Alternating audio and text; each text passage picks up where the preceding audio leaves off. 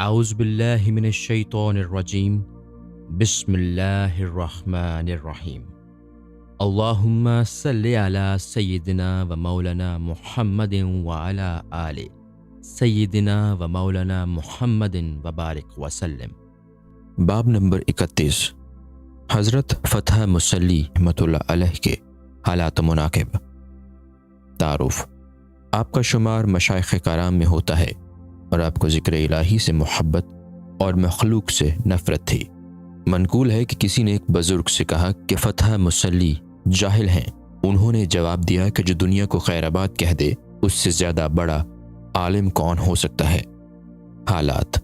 ایک مرتبہ رات کے حضرت سری ستہ آپ سے ملاقات کے لیے چلے تو راستہ میں سپاہیوں نے چور سمجھ کر گرفتار کر لیا،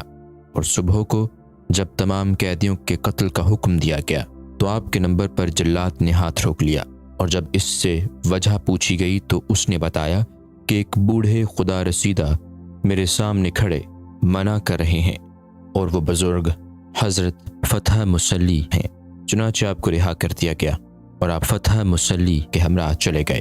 ایک مرتبہ آپ نے لوہار کی بھٹی میں ہاتھ ڈال کر لوہے کا ایک گرم ٹکڑا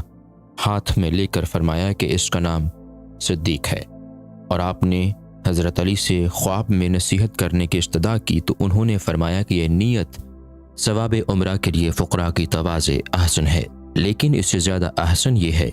کہ فقراء عمرہ سے نفرت کریں۔ ایک شکستہ حال نوجوان سے مسجد میں آپ کی ملاقات ہوئی تو اس نے عرض کیا کہ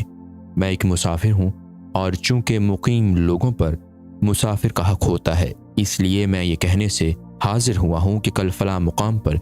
میری موت واقع ہوگی، لہٰذا آپ غسل دے کر انہی بوسیدہ کپڑوں میں مجھے دفن کر دیں۔ چنانچہ جب اگلے دن آپ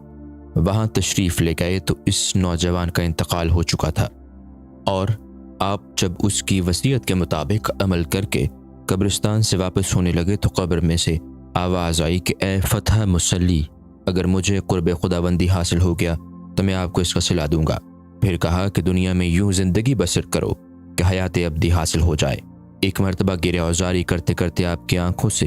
اشکوں کی بجائے لہو جاری ہو گیا، اور جب لوگوں نے پوچھا کہ اس قدر کیوں روتے رہتے ہیں تو فرمایا کہ خوف معصیت سے۔ کسی نے بطور نذرانہ 50 درہم آپ کی خدمت میں پیش کرتے ہوئے عرض کیا کہ حدیث میں یہ آیا کہ جس کو بغیر طلب کچھ حاصل ہوا اگر وہ قبول نہ کرے تو اس کو نعمت خداوندی کا منکر کہا جائے گا۔ یہ سن کر آپ نے صرف اس میں سے 1 درہم اٹھا لیا تاکہ کفران نعمت نہ ہو۔ ارشادات: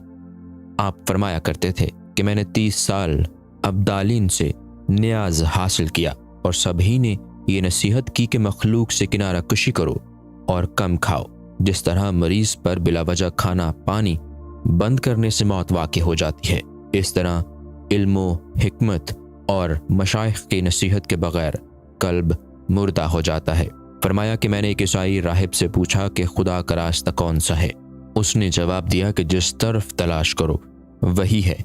فرمایا کہ عارف کی ہر بات اور ہر عمل من جانب اللہ ہوا کرتے ہیں، اور وہ خدا کے سوا کسی کا طلبگار نہیں رہتا، اور جو بندہ نفس کی مخالفت کرتا ہے وہی خدا کا خلیل ہے، اور خدا کا طالب دنیا کا طالب کبھی نہیں ہو سکتا۔ بعد از وفات کسی نے خواب میں دیکھ کر آپ سے پوچھا کہ اللہ تعالیٰ نے آپ کے ساتھ کیا سلوک کیا؟ فرمایا کہ اس نے میری مغفرت کر کے فرمایا کہ چونکہ تو خوف معصیت سے گریہ کنا رہتا تھا، اس لیے ہم نے فرشتوں کو حکم دے دیا کہ تیری کوئی معصیت درج نہ کریں۔